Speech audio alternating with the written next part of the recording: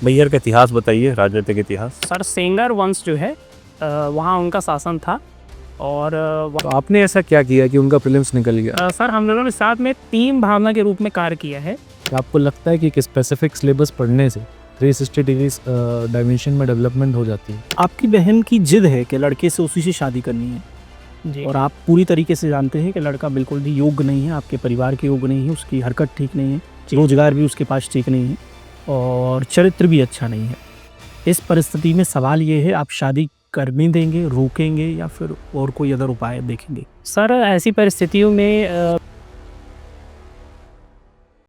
शैलेश, आपने यहाँ लिखा है चयन में सहायक जानकारी में नेतृत्व, निर्णय क्षमता, ये सब आपके गुण है। नेतृत्व क्षमता आपका गुण है। जी तो बोर्ड आपकी नेतृत्व क्षमता का परीक्षण करना चाहता है। जी अगर आपकी छोटी बहन किसी ऐसे लड़के से शादी करना चाहती है जो लड़का आपकी नज़र में बेहतर ना हो, आप क्या करेंगे?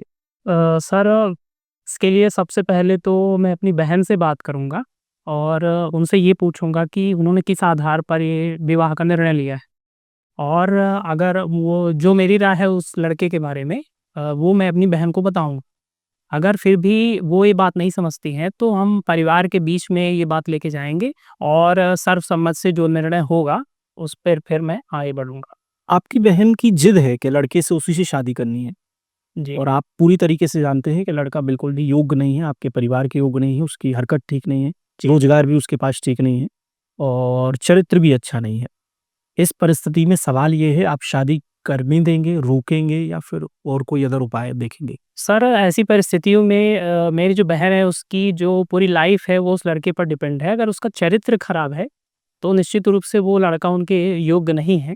तो मैं पूरी कोशिश करूंगा उनको समझाने की और अगर वो अगर ना समझें तो फिर क्या करेंगे आप? सर मैं अपनी हर संभव कोशिश करूंगा क्योंकि वो मेरी बहन है। अगर हम लोगों ने पूरी ज़िंदगी साथ में बिताई है, अगर वो हम दोनों को समझती हैं एक-दूसरे को और हमारे माता-पिता को समझती हैं, तो निश्चित रूप से मुझे लगता है कि वो बात को स्वीकार ज़रूर करें। जनरली इन मामलों में जो पर्सनल मामले होते हैं, इन मामलों में जो युवा होते हैं, वो जल्दी से बातों को समझते नहीं हैं। जी, जी। मामले कुछ ऐसे होते हैं जी, जी। और मान लें कि आपकी सिस्टर भी इस मसले पे आपकी बात ना माने, आप पर भरोसा ना करे, फिर भी उस लड़के से शादी करना चाहें, तो आप इस सिचुएशन में क्या करेंगे? सर मैं इस पक्ष में तो नहीं हूँ। अगर लड़के का चरित्र खराब है, तो बहन की ज़िंदगी पर भी संकट आ सकता है। तो सर मैं इस पक्ष में नहीं हूँ। मैं अपनी हर संभव कोशिश करूँगा कि ये विवाह ना हो। विवाह ना हो, तो फिर यहाँ पे तो आप अपनी जो सिस्टर है उसके फंडामेंटल राइट, ह्यूमन राइट का ही उल्लंघन कर रहे हैं। जी सर, ह्यूमन राइट का उल्लंघन तो हो रहा है, लेकिन सर उनके भविष्य की जो चिंता है, वो उसके ज़िम्मेदार मैं और मेरा परिवार होगा।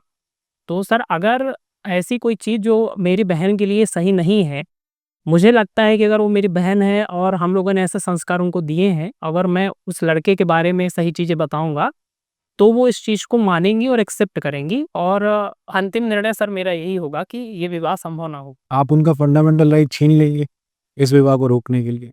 सर फंडामेंटल राइट तो सर मिला है सर, लेकिन सर संविधान में भी युक्त निर्बंधन तो दिए ही गए हैं। युक्त निर्बंधन व्यक्तियों की ओर से दिए गए या राज्य की ओर से दिए गए? सर दिए तो राज्य की ओर से गए हैं, लेकिन सर यहाँ पर वो मसला दूसरा है।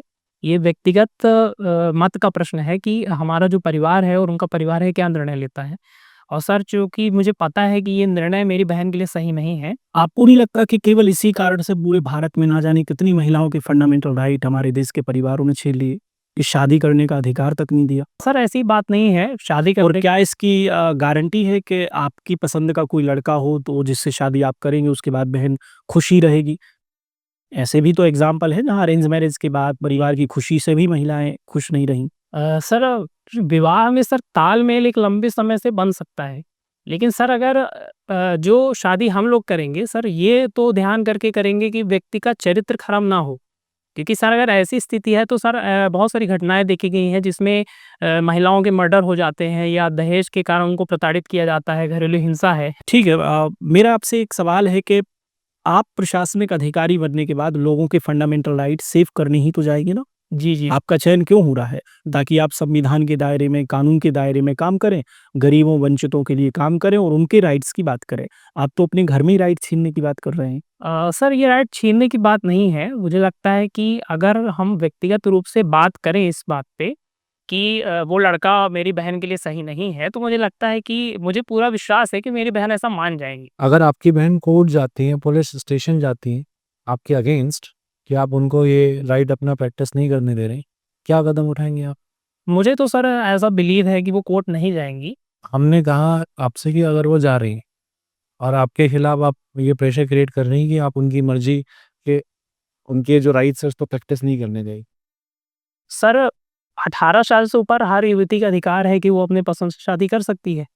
तो सर अगर वो कोर्ट गईं, तो निश्चित रूप से कोर्ट के सामने हम अपनी बात रखेंगे और इसमें अगर कोर्ट का ये निर्णय होता है कि उनको शादी करने दिया जाए, तो फिर हम लोग भी उसमें कुछ नहीं कर सकते हैं। तो सर उनका विवाह तो होकर रहेगा। आपको लगता है कि कोर्ट का निर्णय कुछ और भी हो सकता है इसके सिवा? मुझे लगता है सर कि अगर हम अपनी बात कोर्ट पे अच्छे से पेश करें कि क्या रीज़न है कि हम उनको विवाह करने से रोक रहे हैं, तो कोर्ट हम लोगों के आपके पक्ष पास ऐसी कोई एग्ज़ाम्पल है जहाँ पे कि कभी भी कहीं पर भी कोर्ट ने केवल चरित्र खराब होने के कारण, लड़के की पास रोज़गार ना होने के कारण शादी करने से रोका हो? क्या कोर्ट के पास भी ये पावर है? क्या कोर्ट किसी का फंडामेंटल राइट छीन सकता है? ये नहीं सर, 18 वर्ष से ऊपर कोई भी युवती है, तो सर उसको अपनी पसंद से विवाह करने का अधिकार। ये राइट तो कोर्ट भी नहीं छीन सकता। जी, जी। कोर्ट के पास भी ये पावर नहीं है। जी। आप कैसे छीन सकते हैं? सर बात छीनने की नहीं है, बात राय की है। मैं कोई ज़बरदस्ती करने की बात नहीं कर रहा हूँ। मैं उस समझ की बात कर रहा हूँ कि हम बातचीत के माध्यम से इस परिस्थिति को सँभाल सकते हैं। लेकिन सर अगर मेरी बहन कोई किसी भी बातचीत के लिए भी तैयार नहीं है या किसी भी स्थिति में किसी भी परिवार के किसी सदस्य की बात सुनने को तैयार नहीं है, तो निश्चित रूप से वो विवाह कर सकती हैं। ऐसी स्थिति में सर अगर ये विवाह हो जाता है, तो मैं व्यक्तिगत रूप से ये कोशिश करूँगा कि उनसे हर दिन उनके जो दिनचर्या के मामले हैं, उसमें ये बात पूछूँ कि उनके साथ उस परिवार में कोई कुछ गलत ना हो पाए। ठीक है, ओके सर। सरेश, मैहर जिले से आप बिलोंग करते हैं। हाल ही में जिला बना है।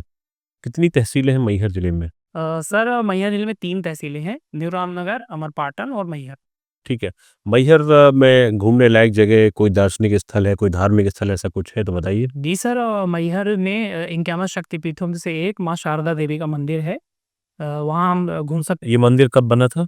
क्षमा चाहूँगा सर, इसकी जानकारी नहीं। मैहर का इतिहास बताइए, राजनीतिक इतिहास। सर सेंगर वंश जो है, वहाँ उनका शासन था और वहाँ पे सेंगर वंश का किला भी है जो काफ़ी प्रसिद्ध है। उसके अलावा जो शारदा देवी का मंदिर है वो ऐतिहासिक रूप से बना है और उनको मैहर के जो घराने हैं उनकी आराध्य देवी भी बोला जाता है। कोई महान संगीतकार शेर से संबंधित रहे हैं मैहर से? जी सर, अलाउद्दीन खां प्रसिद्ध रहे हैं। इसी वजह से मैहर को संगीत नगरी भी बोला जाता है। वो प्रसिद्ध सरोद और सितार वादक थे और उन्होंने मैहर बैंड की भी स्थापना की थी, जहाँ पे प्रसिद्ध संगीतकारों को प्रशिक्षण दिया जाता था, जिसमें से भारत रत्न प्राप्तकर्ता श्री श्री रविशंकर भी रहे हैं, पंडित रविशंकर रहे हैं। आप रीवा में रह के आपका एजुकेशन हुई है। जी, जी। ठीक है। रीवा को सफ़ेद शेर की भूमि क्यों कहा जाता है? सर जो पहला सफ़ेद शेर है मोहन, उसको जब राजा मार्तांड सिंह ने बांधवगढ़ के जंगलों में ढूँढा था। मार्तंड सिंह के नाम पर हाल ही में किसी क्षेत्र का नामकरण किया गया है क्या पिछले 1-2 वर्षों के दौरान? जी सर, एक टाइगर सफारी है जो मैहर जिले में आता है लेकिन रीवा के पास है। तो उसका नाम मार्तंड किस गाँव में है वो? सर वो मुकुंदपुर के पास है। मुकुंदपुर गाँव के पास है। आपने अपनी अभिरुचि में योग करना लिखा हुआ है। सूर्य नमस्कार करते हैं आप? जी सर। कितने स्टेप होते हैं सूर्य नमस्कार में? सर 12 स्टेप होते हैं। 12 स्टेप होते हैं। शरीर के किस हिस्से को उससे बेनिफिट मिलता है? सर वो एक कंप्लीट एक्सरसाइज है। उसमें शरीर के हर अंग को शक्ति प्रदान होती है। शैलेश, क्या अर्थ है आपके नाम का? सर 2 शब्दों से मिलकर बना है, शैल धनीश, जिसमें गुण स्वर संधि है। शैल धनीश का मतलब है पहाड़ों के देवता, अर्थात कैलाश पर्वत या हिमालय की अडिगता से इसका अर्थ लिया जा सकता है। और ये जो नाम है, इस नाम को अप्लाई कैसे कर सकते हैं आप अपने लाइफ की फिलॉसफी में? सर नाम का जो अर्थ है अडिग रहना, तो सर जब मैंने सिविल सेवा की तैयारी का निर्णय लिया, तो उस दौरान मैंने ये सोचा था कि मैं इस तैयारी को अंतिम तक ले जाऊँगा। तो अभी सर मैं 14 इंटरव्यू दे रहा हूँ और लगातार प्रयास हूँ, तो इस प्रकार मैं बोल सकता हूँ कि सर मैं अपने लक्ष्य के लिए अडिग हूँ। और कब तक आप प्रयास करते रहेंगी?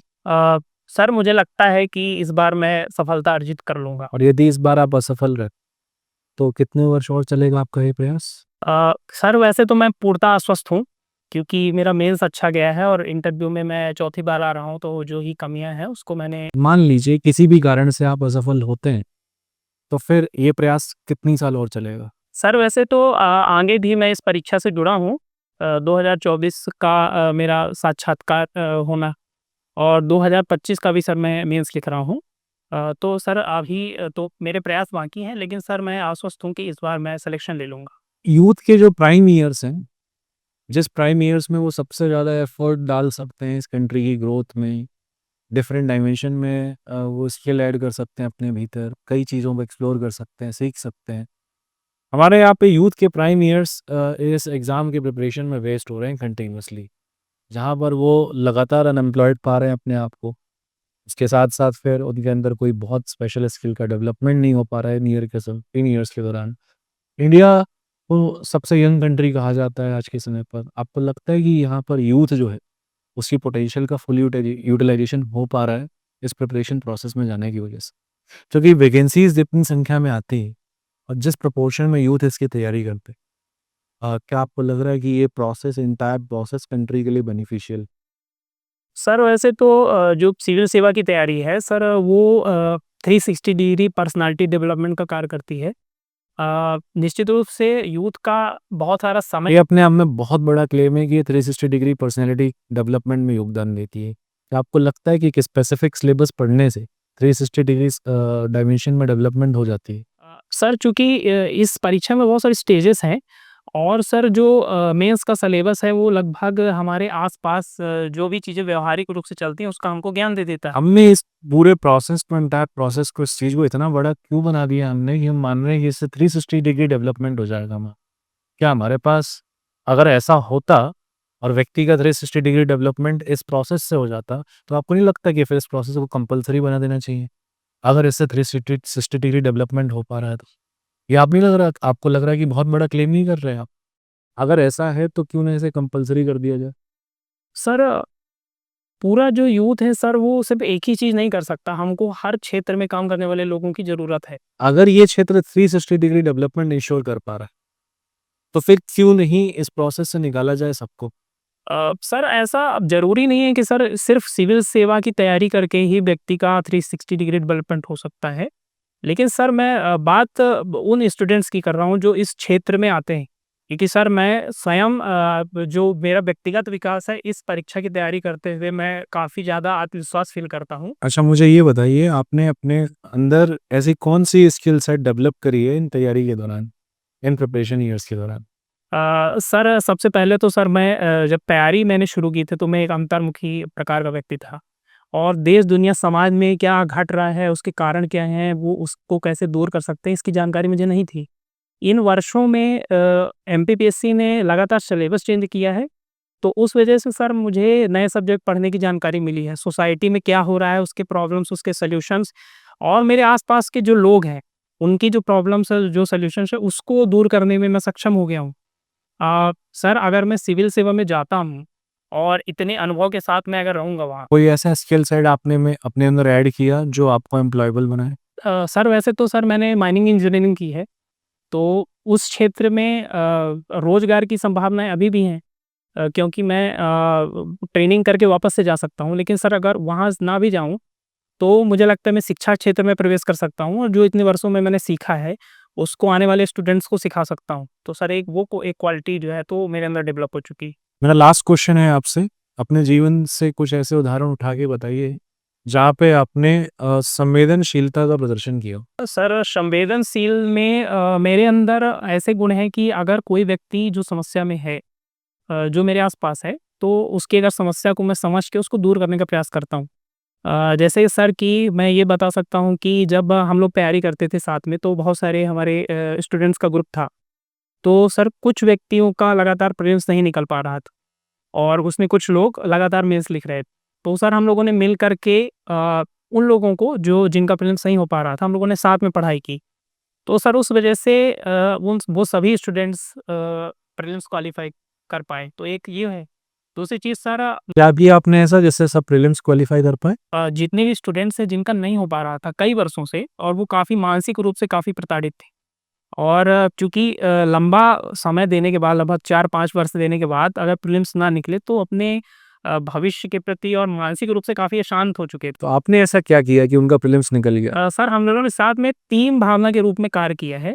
टीम वर्क में रूप में सर जो समस्या उनको थी वो मैंने सॉल्व की, और जो कठिनाई वो पेपर के 2 घंटों के दौरान फ़ील करते थे, उसको हम लोगों ने मिल कर के दूर करने का प्रयास किया। शैलेश, इसके पहले 3 इंटरव्यू दे चुके हो, कौन-कौन से ईयर वाले?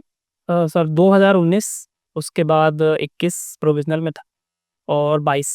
और 19 वाले में क्या हुआ? 19 में तो सर नहीं हुआ था, 22 में नहीं हुआ। नंबर भी अभी पता नहीं चला। नहीं सर, मतलब अभी तक नंबर तो नहीं पता चले। कौन-सा इंटरव्यू उनमें से अच्छा गया था सबसे बेस्ट? अच्छा सर 2021 का गया था, 21 गया? प्रोविज़नल था। नहीं, अच्छा प्रोविज़नल में था उसमें। चलो ठीक है, अच्छा है, पर मुझे वो निर्णय क्षमता वाली पे जो लास्ट में आंसर आया ना, वो थोड़ा-सा नेगेटिव लगा थोड़ा-सा, उसमें पॉजिटिव आंसर भी हो सकता था, तो वहाँ निर्णय क्षमता के टेस्ट में मुझे आंसर बहुत तार्किक नहीं लगा। जानकारी आपको डेफ की अच्छी है, बढ़िया है, आंसर ठीक है, पर अगर ऐसे कोई सवाल आ जाए तो वहाँ पे थोड़ा-सा पॉजिटिव आंसर रहे ना तो सही लगता। बहुत लंबा वेट किया आपने फंडामेंटल राइट से एग्री करने में, मतलब हमें एग्री करवाना पड़ा। ठीक, तो फंडामेंटल राइट का तो उल्लंघन, ये तो बिल्कुल नेगेटिव हो गया, तो कोर्ट पे भी चले गए, वहाँ पे भी फंडामेंटल राइट के पीछे नहीं हट रहे। जब बोल दिया फंडामेंटल राइट, ह्यूमन राइट भी है, तो एक्सेप्ट कर लेना चाहिए था। नहीं, मेरे हिसाब से वहाँ देखो, ये तो पैराडॉक्स वाली कंडीशन है। अब इसमें मेरे हिसाब से जो बेहतर आंसर हो सकता था, वो ये हो सकता था कि मुझे नहीं लगता सर कि मेरी बहन किसी ऐसे लड़के को सिलेक्ट करेगी जिसका चरित्र अच्छा नहीं होगा। मुझे लगता है उसने जो सिलेक्ट किया होगा बेहतर होगा। अगर बावजूद इसके मेरी जानकारी में हो सकता कि मेरी जानकारी गलत हो तो मैं पहले उसे दुरुस्त करूँगा। बावजूद इसके अगर मुझे लगता है कि लड़के का चरित्र ठीक नहीं है, तो मैं शादी करने के लिए बहन को समझाऊँगा कि ना करे, नहीं माने तो शादी होने ज़रूर दूँगा, पर शादी के बाद पूरी तरीके से लड़के को समझाने का प्रयास करूँगा, क्योंकि लड़के से भी बाद में रिश्ते बन गए ना, तो लड़के को समझाने का प्रयास करेंगे। तो वहाँ पे पॉजिटिवली इस तरीके से बचा जा सकता है। ठीक है। ठीक है? अदरवाइज़ सबसे बेहतर है कि मेरी बहन ऐसे किसी लड़के को सेलेक्ट कर ही नहीं सकती, जो कैरेक्टरलेस हो, है ना? ये तो बचने के तरीके हैं बस, बाकी अदरवाइज़ नॉलेज के हिसाब से बढ़िया। ठीक, ठीक? Good luck. थैंक्स।